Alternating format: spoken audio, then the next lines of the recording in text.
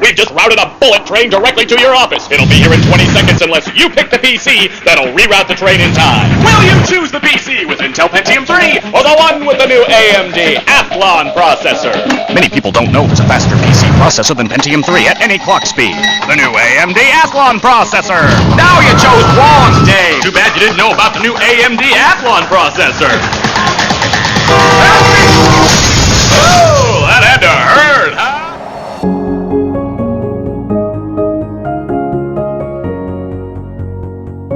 The year is 2001. Windows XP was just released as a revolutionary operating system by Microsoft, and everyone was going for the brand new released AMD Athlon in 2000. As everyone started to switch to Athlons, first due to their amazing power compared to the Pentium 3 by Intel, and that pretty much all motherboards at the time had NVIDIA graphics cards built onto motherboards, due to good relationships between AMD and NVIDIA. Nowadays, that might seem quite unbelievable. It's 2017. I still see people still mainly use Intel. I mean, Windows XP is gone, Windows 10's here, and NVIDIA definitely doesn't even like AMD anymore. So let's take a look at what has happened in the past 17 years since the original release of the Athlon, and see today what we have got from AMD this year in 2017. Let's just take a look, starting by the year 2006.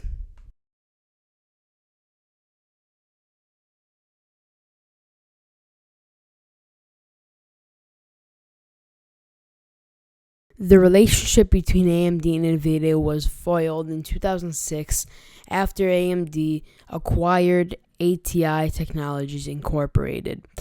ATI was an Ontario, Canada-based company, and they too developed graphics cards. And you could see now why NVIDIA left AMD shortly after that. You see, ATI was one of NVIDIA's biggest competitors at the time, and after ATI merged onto just becoming AMD and Radeon. In the later coming years, AMD would slowly lose its momentum and decline. Starting with Intel, they quickly caught up with AMD with the Pentium 4 and eventually outbeat AMD's current CPUs at the time. NVIDIA was also known to completely destroy Radeons from AMD at the time. And that's now AMD was on this tug-of-war battle between Intel and NVIDIA on one side and AMD on the other, trying to be under one company to make CPUs and graphics cards at the same exact time.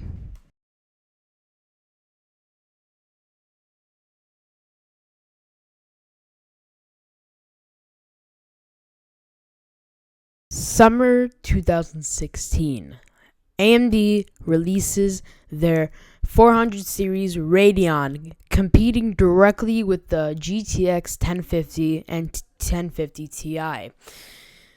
The Radeon was proven a nice competitor towards the both, as many benchmarks show, and AMD was seen upon instead of frowned upon, and they said, hey, the Radeon 400 series is actually pretty decent, and people started using them. People started liking AMD and its Radeon better than even the 1050 or the 1050 Ti, depending on who you look at. So that was a good start for AMD, and as AMD started releasing some different processors along with that, some people started to notice AMD a bit with their processors, but not as much as people noticed what AMD did with their Radeon 400 series.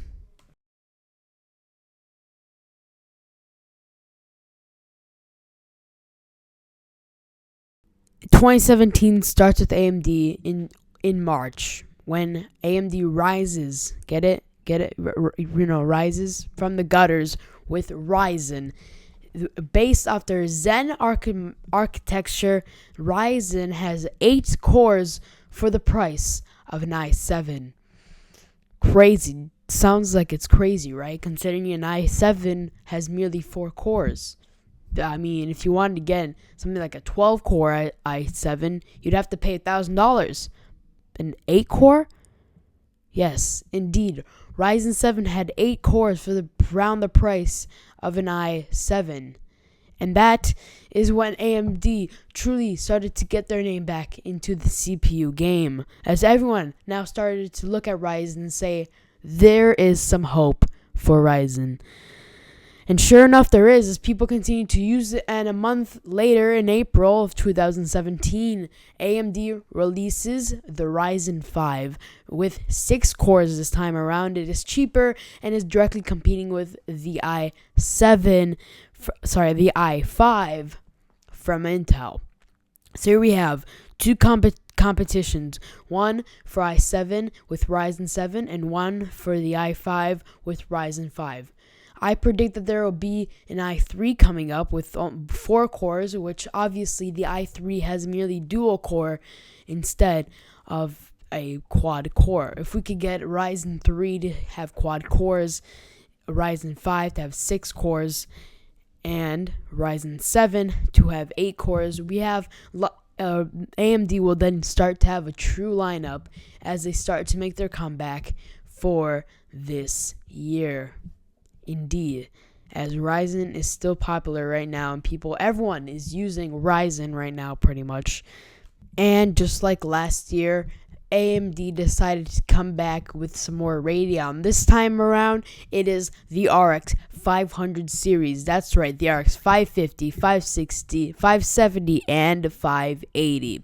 The RX 580 especially proved to be a great budget GPU that can compare very well with the GTX 1060 and the old predecessor of the RX 480. Of course, all the other ones were meant towards competing with even more budget, like especially the RX 550. That was probably one of the most budget cards that AMD has out right now at about 2 gigabytes card, which actually isn't even that bad for a budget card.